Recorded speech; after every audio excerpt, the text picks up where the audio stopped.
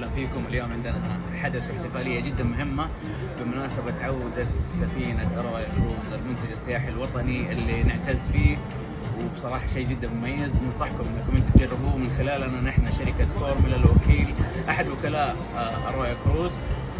طبعا الان نحن منتظرين هنا في البحر الاحمر، وزي ما تشوف السفينة على شوشك وصول، وان شاء الله باذن الله راح نحتفل بوصولها بعد شوية قدامنا هنا.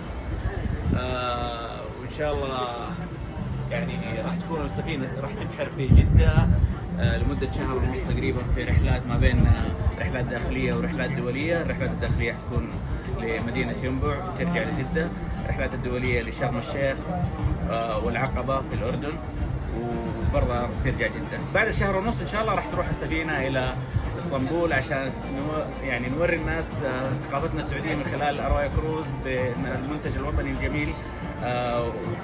وإن شاء الله بإذن الله يستمتع فيها في جميع البحار والمحيطات حول العالم، ويعطيكم العافية على زيارتكم. إن شاء الله بإذن الله دائما في مناسبات حلوة زي كذا. شكرا. العفو.